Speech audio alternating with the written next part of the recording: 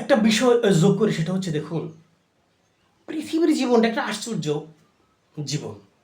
মহান স্রষ্টা এভাবে বলেছেন, আমি মানুষকে আশ্চর্যজনক করে সৃষ্টি করেছি।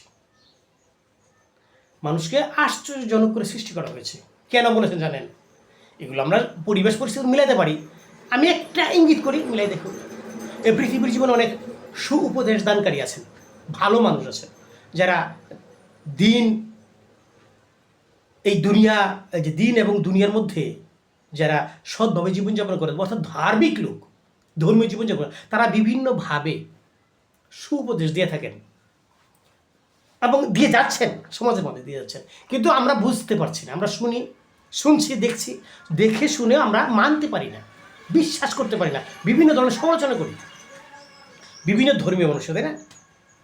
আপনারা বিভিন্ন ধর্মের বাদ বললেন, যারা ধার্মিক তাদের কথা বলছি, যারা সুমানুষ, সৎ মানুষ, ভালো মানুষ, স্রষ্টাওয়ালা মানুষ, যারা সৃষ্টিকর্তার প্রতি যারা আনুগত্যশীল, তাদের কথা বলছি। এরকম বহু মানুষ পৃথিবীতে উপদেশ দিয়ে যাচ্ছে, মানুষ মানছে না, তাই না? আমরা শুনে বুঝেও মানতে পারি না, আরও বিভিন্ন সমালোচনার মতো থাকি। এটা কী বলা বলতে বলি, এরকম যাই এটা বলে থাকে, না থাক বলে থাকলে ভালো লাগে না, হয়তো তার কথা ভালো লাগে না, কাজ ভালো লাগে না, এরকম আমরা সমালোচনা করতে, বিশেষ করে যদি পরিচিত লোক হয়। আমি কথা বলছি, আমার এলাকার মানুষ আমার দোষ সম্পর্কে জানে, তো আমি একজন দোষী ব্যক্তি হলে আরেকজন মানুষ বুঝতে পারে আমি দোষী ব্যক্তি, না আমার কথা ভালো, আমি যত ভালো কথাই বলি মন দিয়ে সে শুনবে না, আমার দেখবে সে দোষটা।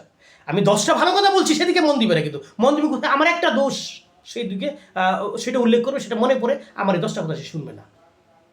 আমরা মানুষ জাতিরই তো এরকম। আর অচিন হলে তাও তো নানান এই প্রযুক্তির যুগে বিভিন্ন সমালোচনার ঝড় বইয়ে যায়, শুনছে, এরকম না? কিন্তু ভালোর প্রতি মানুষের মন নিবিষ্ট হয় না। এটা একটা আফসোস লাগে, আফসোস জাগে না আসলে। এটাও মনে হয় ঠিক না, কেন জানেন? এই পৃথিবীতে মানুষ স্রষ্টার কথা শুনে না। আপনি একটু সরলভাবে দিলটা বসে দিন। পৃথিবীর মানুষ স্রষ্টার কথা শুনে না। স্রষ্টার কালাম আছে না পৃথিবীতে? স্রষ্টার কথা আছে না? প্রত্যেকটা ধর্মের মাধ্যমেই বর্ণিত আছে স্রষ্টার কথা, স্রষ্টার কালাম, কালামুল্লাহ তো আছে। তো এই পৃথিবীর মধ্যে মানুষ স্রষ্টার কথা শুনে না। আর কি শুনে না? স্রষ্টা কর্তৃক প্রেরিত বিশেষ মহামানব আছে না পৃথিবীতে? বিভিন্ন নবী, রাসূল, বিভিন্ন দেবতা, দেবী পৃথিবীতে এসেছেন।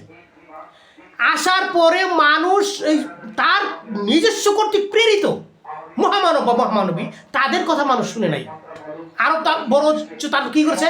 তার বিরোধিতা করেছে কঠোরভাবে, আরো কঠোরভাবে বিরোধিতা করেছে, ঠিক না? তো মানুষ স্রষ্টার কথা শুনে না, স্রষ্টার প্রেরিত মানুষের কথা শুনে না।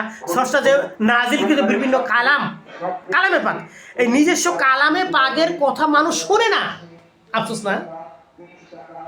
তো আমি একজন সাধারণ মানুষ, আপনি একজন সাধারণ মানুষ, বা আমরা আর 10জন যারা সাধারণ মানুষ দিদি কথা বলছে, অত অসাধারণ আমি বুঝতে পারি সাধারণ, তাদের কথা মানুষ শুনবে, শুনতে চাইবে? বলেন, সুনসিব না হলে? হ্যাঁ, বদনসিব মানুষ কখনো এগুলো সুউপদেশ শুনবে না, হ্যাঁ, শুনতে চাইবে না। মানুষ ঘা ভাসিয়ে দিয়েছে, রঙ্গ উল্লাস, এটা এখন না, যুগের পর যুগ এভাবেই চলে আসছে।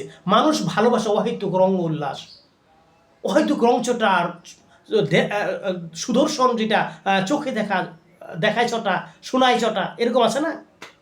ঝটকা মেরে মানুষ অল্পতে একটা ভালো জিনিস, মন্দ জিনিস বিবেচনা নাই, সেদিকে ঝুঁকে পড়ে। মানুষের স্বভাব কর্ম এগুলো। মানুষ এইভাবে ভালো মানুষের কথা ভালো মানুষ শুনতে চায় না, ভালো মানুষের কথা ভালো ভালো কথা শুনতে চায় না, এটা বাস্তবতা। এই ব্যাপারে মন সংকীর্ণ করা যাবে না। আপনাকে ভালো পথে থাকতে হবে, এটি অর্থ কথা। আপনাকে ভালো পথে থাকতে হবে। সুচিন্তা যদি থাকে, সুভাগ্যশালী যদি হতে চায়, তাহলে ভালো পথে থাকতে হবে। কে থাকলো না থাকলে সেটা অন্য কথা। তবে একটা বিষয় থাকে, মহান স্রষ্টা বলেছেন, আনফুসাকুম ওয়া আহলিকুম নারা, নিজে বাঁচাও এবং আহলকে বাঁচাও সেই অগ্নি থেকে। তো অগ্নি থেকে নিজে বাঁচতে চেষ্টা করবো এবং অপরকে বাঁচানোর চেষ্টা করব। এই অব্যাহত কাজ থাকতে হবে। এখানে যাই হয়ে যাক না কেন, নিজেকে সংকীর্ণ করে নিজেকে সরিয়ে নেওয়া যাবে না, তাই বলে বিষয়টা এরকম না। তো আমরা যেন সৎ পথে সুপথে থাকতে পারি, আমরা সুকাজের সাথে সুদেখার সাথে থাকতে পারি, এটা স্রষ্টার কাছে এই তৌফিকটা ভিক্ষা চাইবো না? আমরা অবশ্যই চাইবো।